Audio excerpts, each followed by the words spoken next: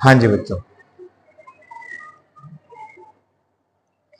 देखो हमने जो लास्ट टॉपिक करा था सॉलिड्स के बारे में पढ़ा, इलास्टिसिटी के बारे में पढ़ा, स्ट्रेस स्ट्रेन के बारे में पढ़ा, कितने तरह की स्ट्रेस होती है, कितने तरह की स्ट्रेन होती है उसके बारे में पढ़ा। आज बच्चों स्ट्रेस स्ट्रेन के बारे में ही हम थोड़ा सा और इलेबोरेट करने जा रहे हैं। हम आज स्ट्रेस स्ट्रेन रिलेशनशिप को ग्राफिकली करने जा रहे हैं। थोड़ा सा ग्राफिकली हम इसको पढ़ते हैं। इसको पढ़ने के लिए क्या करना है, मान लो तुम्हारे पास एक वायर है और उस वायर के नीचे ना इस तरह से एक पैन लगा हुआ है और तुम इस पैन में धीरे धीरे वेट्स रखते जा रहे हो, रखते जा रहे हो, रखते जा रहे हो, रखते जा रहे हो, रखते जा धीरे धीरे वेट्स रखते जा रहे हो। मतलब तुम बेसिकली क्या बढ़ा रहे हो बेटा, स्ट्रेस बढ़ा रहे हो।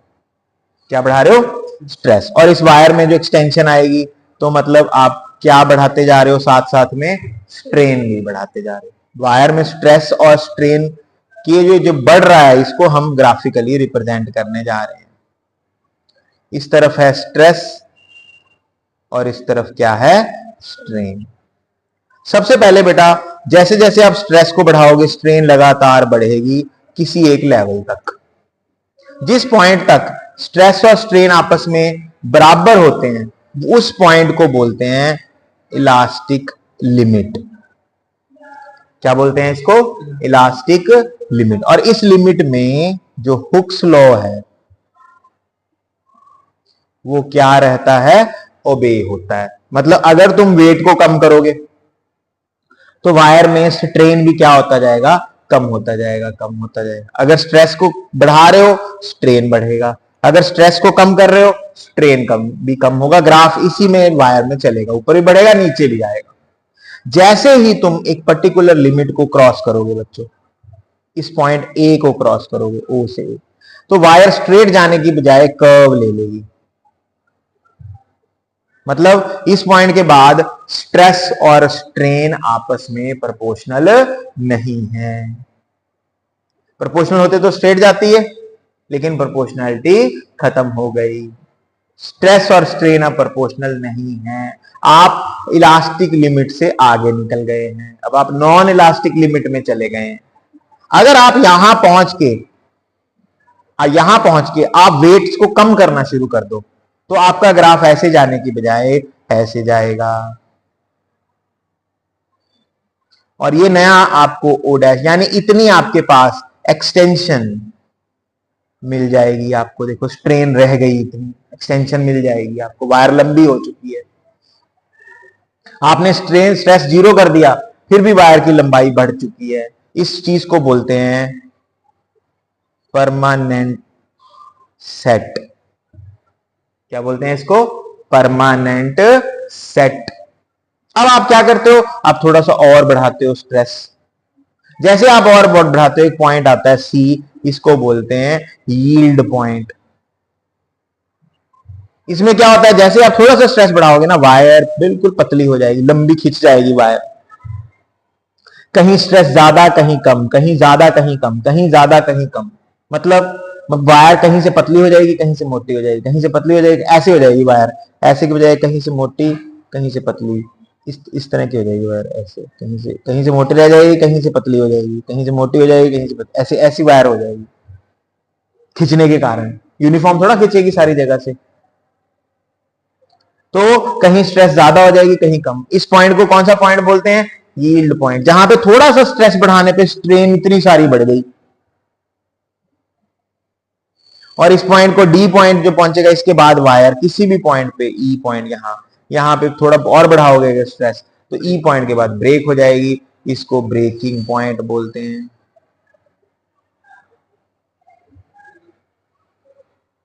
ये पूरा ग्राफ आपको अच्छे से याद करना, लिखना भी है जी, इंग्लिश भी लिखनी है, बताऊंगा बुक में है दी हुई।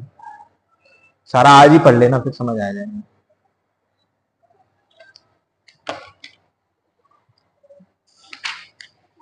अब मैं आपको दो बातें पढ़ाने जा रहा हूं। पहली बात हम पढ़ने जा रहे हैं इलास्टिक आफ्टर इफेक्ट, और दूसरी बात हम पढ़ने जा रहे हैं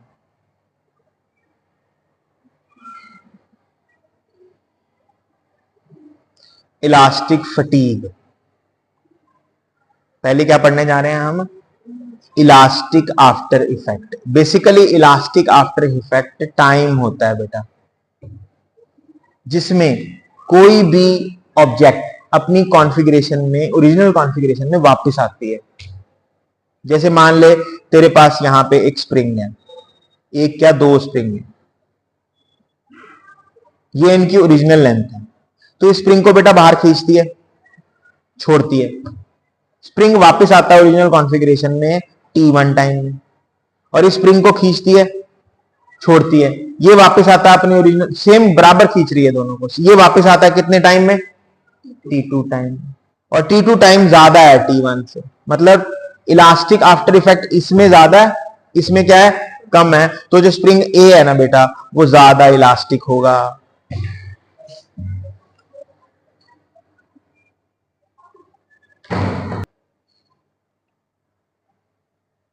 हाँ जी, जिसमें टाइम ज्यादा लग रहा है वो कम इलास्टिक है, जिसमें टाइम कम लग रहा है वो क्या है? ज्यादा इलास्टिक है। So what is elastic after effect? Elastic after effect is the time in which an object regain its original configuration after the removal of deforming force. जब आप डिफॉर्मिंग फोर्स हटाना बंद कर देते हैं तो ऑब्जेक्ट जो वापस आ रही है, जो टाइम है वापस आने का, उस टाइम को क्या बोलते हैं बेटा? Elastic after effect.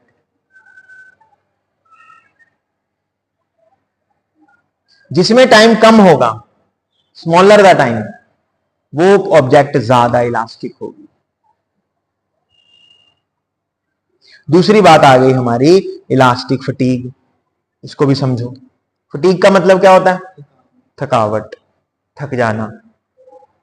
अब मान ले तेरे पास दो ऑब्जेक्ट्स हैं, एक ऑब्जेक्ट ए है, एक ऑब्जेक्ट बी है, दोनों बहुत बढ़िया इलास्टिक ऑब्जेक्ट हैं, बराबर इलास्टिक ऑब्जेक्ट है दोनों। इस ए ऑब्जेक्ट पे ना 9 AM से लेके बेटा 9 PM तक कंटिन्यूअसली इस पे फोर्सेस लग रही हैं, हट रही हैं, लग रही हैं, हट रही हैं, लग रही हैं, हट रही हैं, लग रही हैं, हट रही हैं। मतलब this object is in continuous action of deforming force, इस पे कंटिन्यूअसली फोर्स लग रही है। अब अगर रात को 9 बजे ये ऐसे फ्रेश पड़ी हुई है, इसको कुछ नहीं, 9 बजे हमने दोनों पे फोर्सेस लगानी शुरू कर दी सेम रात को, तो आप देखेंगे कि जो ऑब्जेक्ट बी है ना, वो ज्यादा अच्छा इलास्टिक बिहेवियर शो कर रही है एज कंपैरिजन टू ए, क्योंकि ए में क्या आ चुका है बच्चों? इलास्टिक फटीग आ चुका है। समझ आ गया?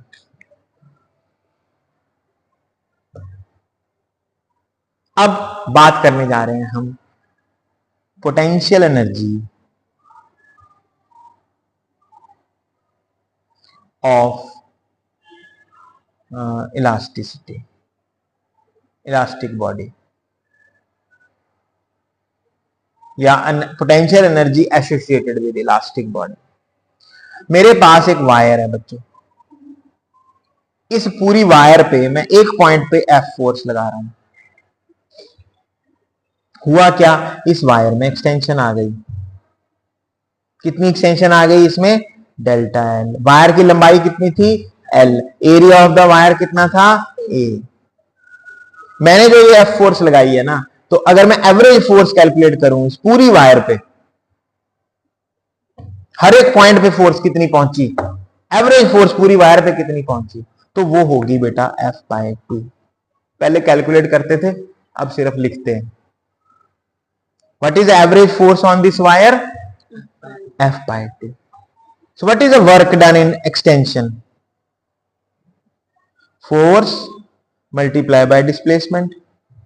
एवरेज फोर्स निकाल ली, उसको किससे मल्टीप्लाई कर दिया? डिस्प्लेसमेंट से मल्टीप्लाई कर दिया। जितना वर्क करेंगे उतनी सिस्टम में क्या आ जाएगी बेटा? एनर्जी आ जाएगी। और क्योंकि शेप चेंज हुई है, इसलिए इस एनर्जी को कौन सी एनर्जी बोलेंगे? पोटेंशियल एनर्जी बोलेंगे। तो पोटेंशियल एनर्जी का फॉर्मूला होगा F/2 इंटू डेल्टा एन। अब थोड़ा सा इसको मॉडिफाई करते हैं। इसको L से मल्टीप्लाई कर दो, L से डिवाइड, A से मल्टीप्लाई कर दो, A से डिवाइड, फर्क तो नहीं पड़ेगा कोई, L से L कट गया ऐसे। What is U? 1/2 ऐसे लिख लिया, F अपॉन A को इकट्ठे कर दिया, हाँ, डेल्टा L के नीचे L लिख दिया,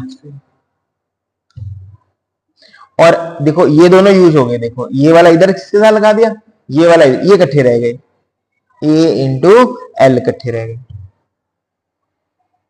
ठीक है। फोर्स अपॉन एरिया क्या बन गया, स्ट्रेस बन गया। U की वैल्यू क्या आ गई तेरी 1/2, फोर्स अपॉन एरिया हो गया स्ट्रेस, और ये क्या आ गया हमारे पास, स्ट्रेन, और साथ में किससे मल्टीप्लाई कर दिया हमने, वॉल्यूम से, क्योंकि एरिया इंटू लेंथ क्या होती है, वॉल्यूम होता है। समझ आई बेटा, एरिया इंटू लेंथ, यहां वॉल्यूम लिख दिया। ओके, तो U upon volume is equal to 1/2 into stress into strain. Energy upon volume को बोला जाता है